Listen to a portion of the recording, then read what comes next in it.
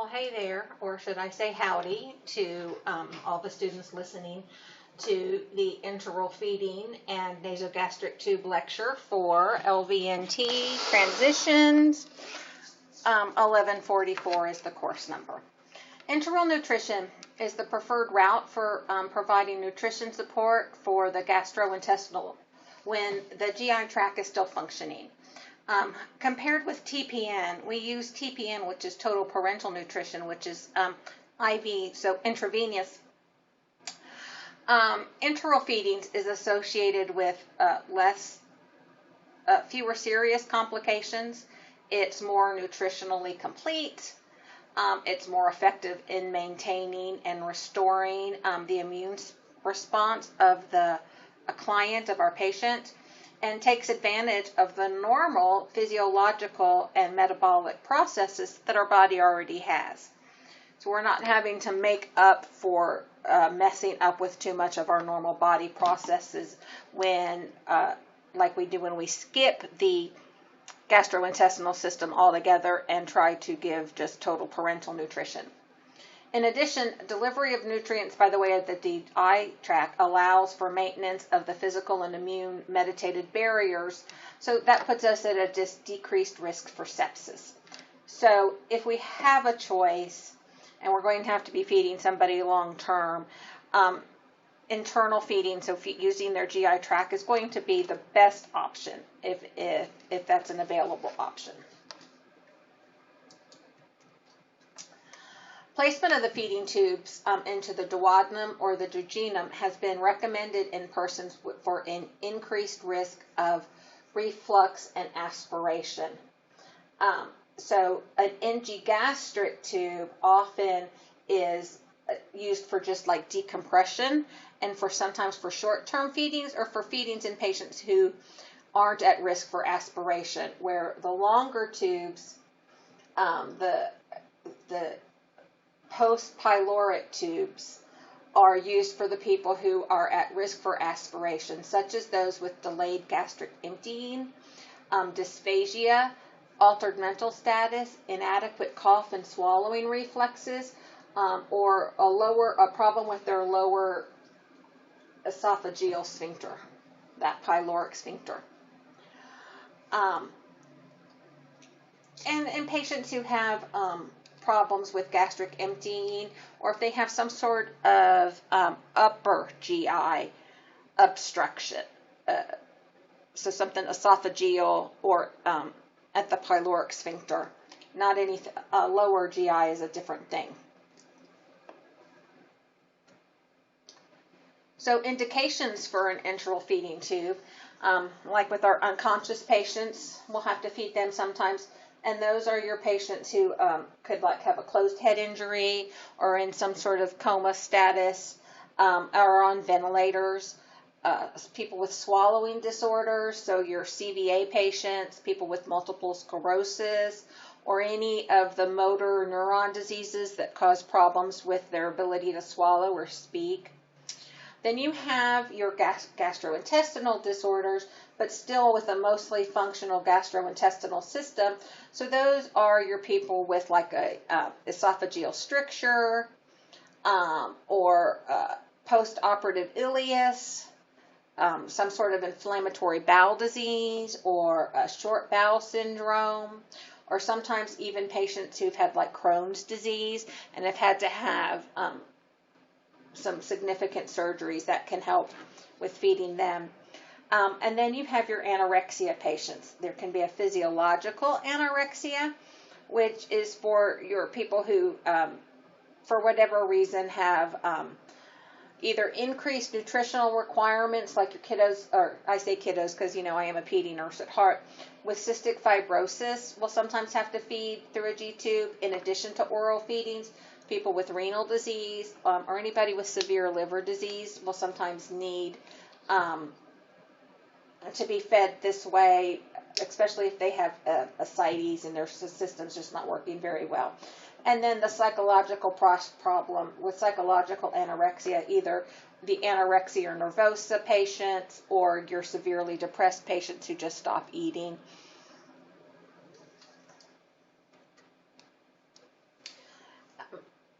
complications can basically be compiled into 3 different areas of what goes wrong. It's either first problem is getting it placed correctly, and then you can have some mechanical problems, and then there's some clinical problems that can occur. So preventing problems with NG tube placement, you can read all of this, and it's basically following those steps of things to do when you're placing an NG tube to make sure you're getting it in the right spot. Some of the other complications with NG tube insertion is it can cause irritation and pain in the back of the throat and cause some swelling. The tube can be misplaced. In patients who are confused or upset, further agitation and combativeness can happen because they're resistant to this procedure, shall we say. The smaller and softer and more flexible tubes that we use today are easier for the patient, but they can also coil or kink during placement, so that can be coiled in the back of their throat or not, or get coiled prior to getting to where it needs to be. So that can be an issue with placement. You can perforate a lung, esophagus, or stomach or small intestines. And that's one of the reasons we've gone to the smaller, softer tubes.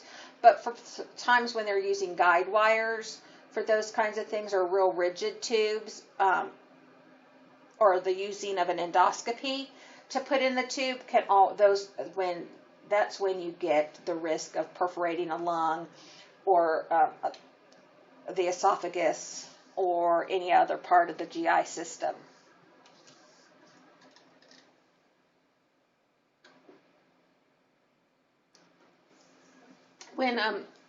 To make sure that the tube gets into the right place, and we'll discuss this more in lab too, but patients, when you're putting it in, usually demonstrate some form of respiratory distress if you're not getting it into their esophagus and you're hitting their trachea. They'll have a cough, they'll get short of breath, they turn real red. They lose their ability to speak because we're blocking that their trachea and their vocal cords are now not able to work as sufficient, can't close properly to speak. But some patients, none of our patients are ever going to be 100% textbook patients. So there are several bedside methods used to verify tube placement, but no single method is foolproof, other than, sending the patient for a chest x-ray or abdominal x-ray to verify placement is the best, but that cannot always be done at bedside. If the patient's still able to talk after the NG tube in, that's a pretty good indicator that it's not in their trachea. If you can withdraw fluids and check for volume, appearance, and acid pH, which is what we do, that's another good indicator that you've made it into the GI system. Be mindful, though, that if the patient has been on any type of antacids or protein pump inhibitors, that gastric acidity may not be as low as you anticipated. They also can use, there can be sensors that place on the end of the tube that's not being sent into the patient, so the distal ends, or would that be proximal? I guess proximal end. Okay, anyway, the non-inserted end of the NG tube can have sensors placed on it where if it senses carbon dioxide, then you would know that you had made it into the lung and not into the GI system. PEG tube insertion problems are much different because that's usually a surgical issue and not done at bedside. Occasionally they are reinserted at bedside. Patients that have an increased risk for these complications are your patients who are severely malnourished, anybody who has any sort of abdominal malignancy that can affect the anatomy and location of where everything is, either significant obesity just due to the length of the tubes, as you can see in the picture, from the skin to the end of the G tube, is not usually very, very long. If they have ascites, so even if it's not obesity due to increased fat cells, if it's just increased fluid, that can put them at a higher risk for having a problem during placement and at dislodging.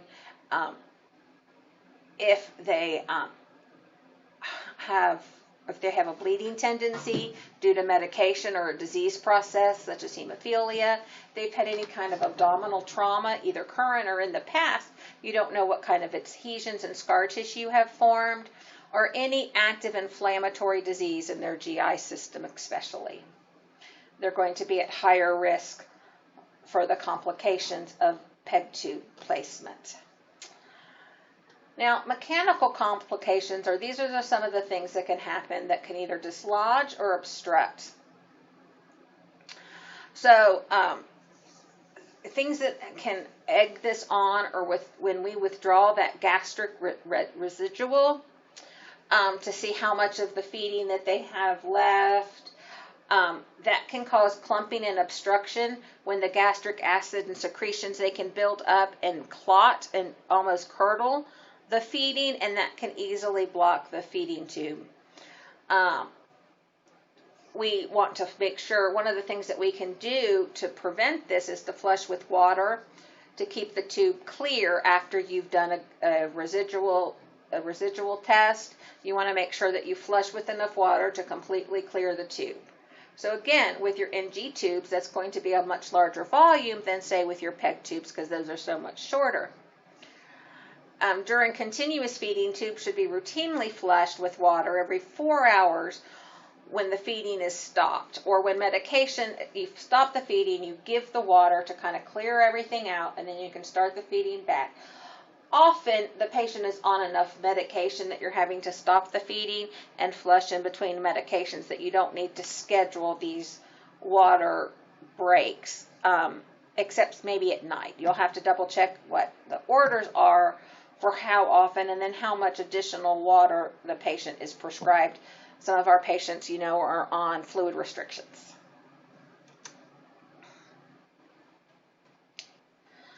One of the other main ways to prevent complications is by decreasing the risk for infection or for the contamination of that internal feeding, because they're, usually hospitals and long-term care facilities are where we store all the really good bugs.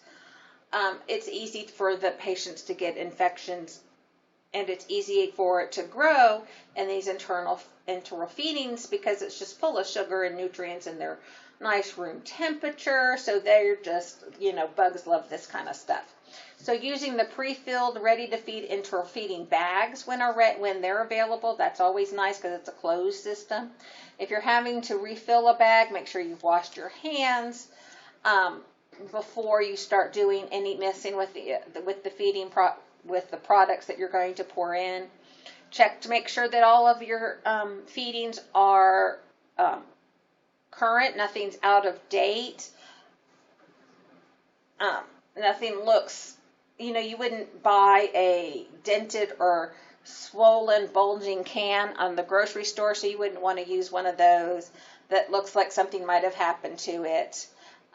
If the container is leaking in any way, shape, or form, you probably don't want to use that, because obviously if there's a way for things to get out through a leak, then there's ways for things such as microbes to get in.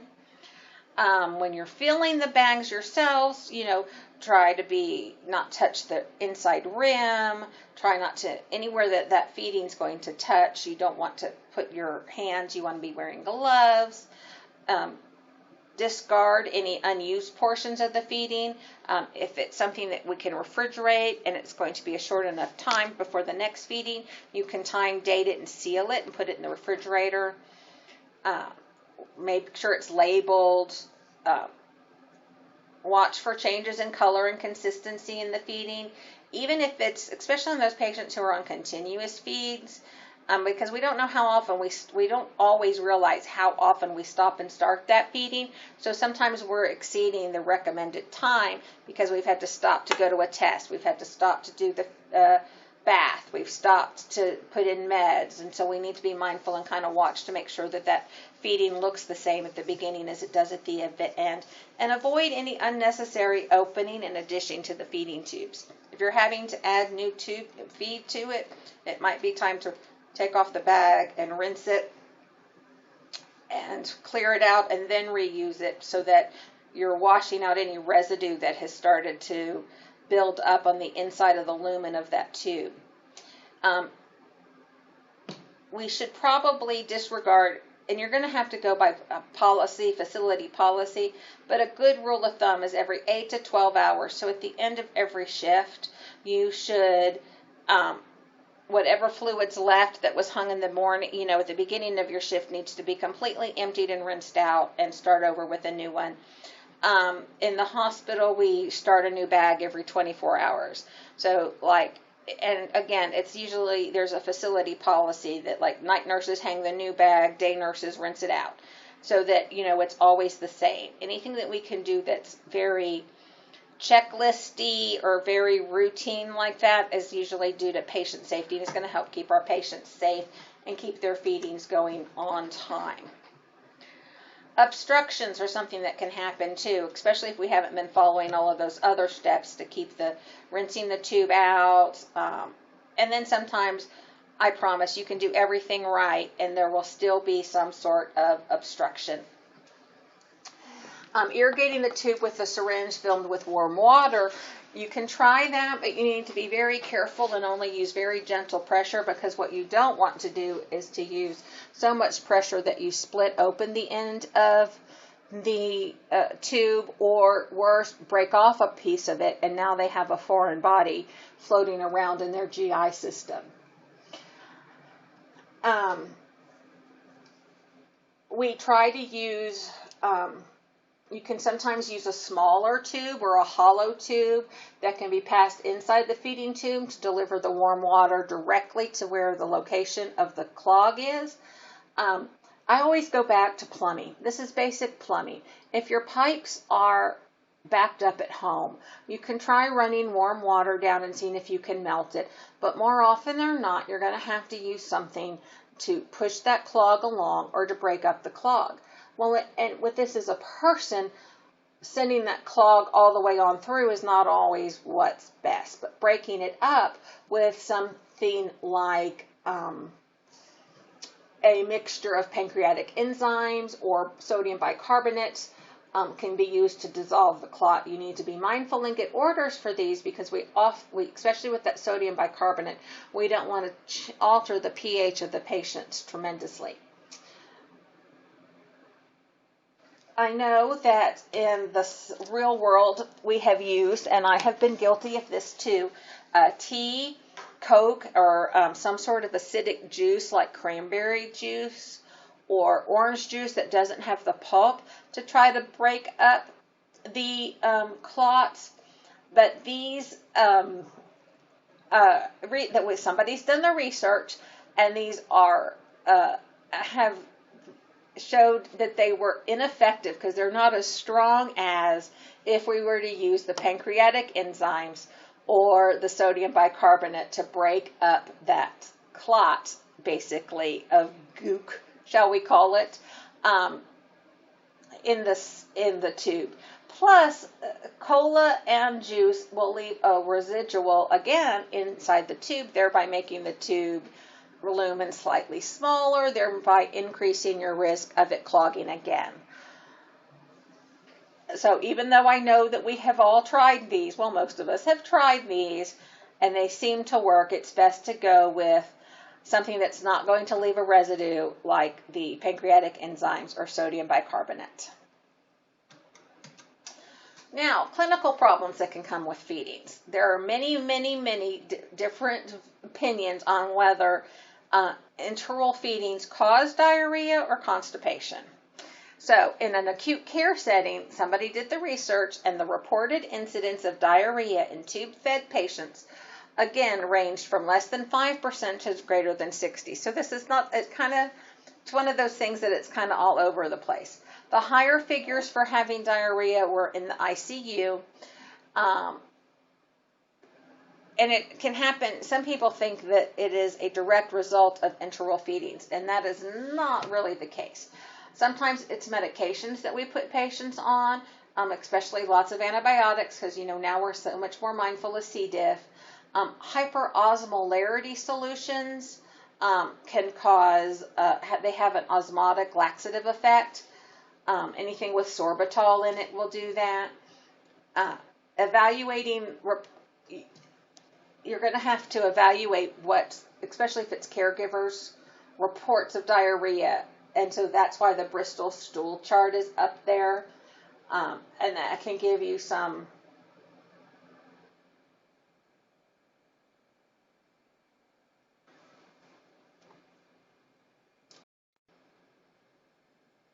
okay, sorry about that. Back to the Bristol stool chart. So that's a good way to kind of be able to, so that we're all using the same descriptor, and what I'm considering diarrhea, somebody else is considering diarrhea. So it's good to have that kind of commonality to talk, and it's easy. This is an easy thing for like patients whose family is going to be taking care of them, for them to have access to. Back to our research, in long-term and home care settings, constipation or impaction seems to have been the main problem with enteral feedings. And this is probably can be attributed to inadequate hydration, not giving enough water with the feedings, or flushing the tube enough to increase that fluid water intake, inactivity, since usually these patients are very immobile. It can be due to a neuromuscular disorder. If the patient has hypothyroidism, that can slow their GI tract. And then not making sure they have enough fiber in their feedings. This can put the patients up for hypokalemia.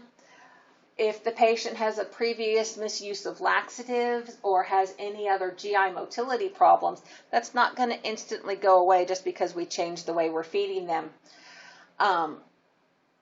Medications can lead to diarrhea, to constipation, as we know, such as your narcotic agents, your anticholinergics, your non-steroid, or your NSAIDs. Some antidepressants have been linked with constipation. So don't always, my point is we can't always go, whether it's diarrhea or constipation. We need to look at the enteral feeding, obviously, but that may not be the source. We need to be open-minded and look at the whole patient and what else is going on that could be feeding into this, no pun intended, constipation or diarrhea issue. The other clinical problem patients can have is due to feeding. Significant overfeeding with standard enteral formulas typically results in increased gastric residual, abdominal bloating, cramping, and again, this could be a cause of the diarrhea. Could also cause reflux. And this is especially true in a patient who was previously malnourished, because their GI functioning may be compromised. Overfeeding can lead to, obviously, weight gain, hyperglycemia, hyperlipidemia, and increased fat deposits. Can be a long-term problem, especially for those patients who are going to be bedridden since they have decreased activity. And then be also mindful that patients who appear to not be gaining weight, but they are bedridden, they may still be gaining fat content and losing muscle mass due to that, because since they're not moving, they're muscle wasting. So we need to be mindful and be watching for that. Then underfeeding, like I talked about earlier, is interruption in the feeding schedule. It's when we pause it to do something, and we're not being mindful of how much time has been spent during the day and how much of that feeding we have now neglected to give due to other issues. These patients are at a little higher risk for electrolyte imbalances like hyponatremia. it is usually not due to too little sodium in the diet. It usually reflects a hypervolemic state, like they're going into congestive heart failure, cirrhosis, or a nephrotic syndrome, where the patient has just diluted their fluid volume. It can also reflect increases in antidiuretic hormones. It can be a problem if they're on thiazide diuretics, or cortisol deficiency, or hypothyroidism. So again, if we notice hyponatremia in a patient receiving enteral feedings, it's not necessarily the feeding. There's an underlying cause of that hyponatremia that we need to find out. Hypokalemia and hypophosphatemia go hand in hand because they typically occur with combination of prolonged nutrition depletion. Catabolic stress, which is a metabolic response to severe injury, like if they have burns, or if the patient's septic. Alcoholism will lead to hypokalemia and hypophosphatemia. Rapid refeeding, insulin therapy can do this. A potassium wasting diuretic or long-term diarrhea can increase the risk of hypokalemia. So we know that our potassium wasting diuretics, like our loop diuretics, can definitely deplete the patient's potassium. So again, this is an issue that isn't necessarily caused by the feeding. It can be if we're not feeding them enough, but it can also have another underlying cause that would need to be investigated. Patients who have a long-term history of poor caloric intake as a result of anorexia, some sort of malabsorption issue or maldigestion issue, and we try to aggressively refeed them, are at risk for what's called refeeding syndrome, causing increased cardiac output and increasing their respirations. We need to prevent this by ensuring that feeding is started slowly at a calorie level below maintenance and gradually increased.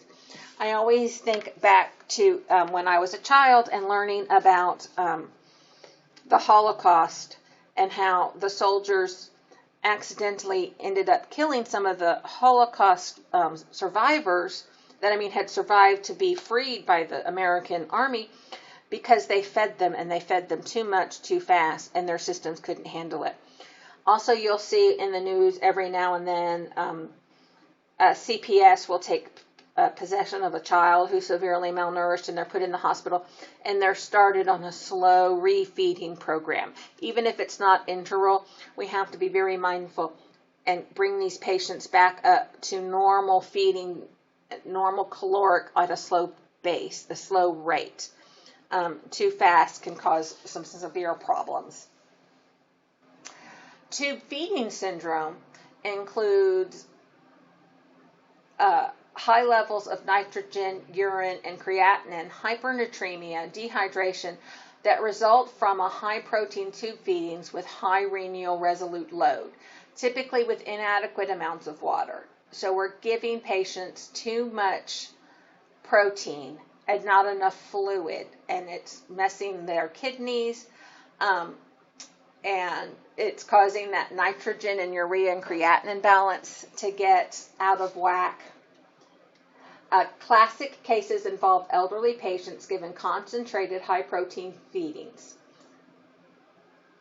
Prevention simply requires the provisions of adequate fluid and avoiding large protein loads. Because remember, protein it can be hard on kidneys, and it's harder on the elderly, and anybody who is, again, bedridden and immobile isn't going to need as high of a protein diet as somebody who is more mobile, or somebody who's healing from surgeries, or those kinds of things. I hope this was helpful, and I look forward to seeing you in lab.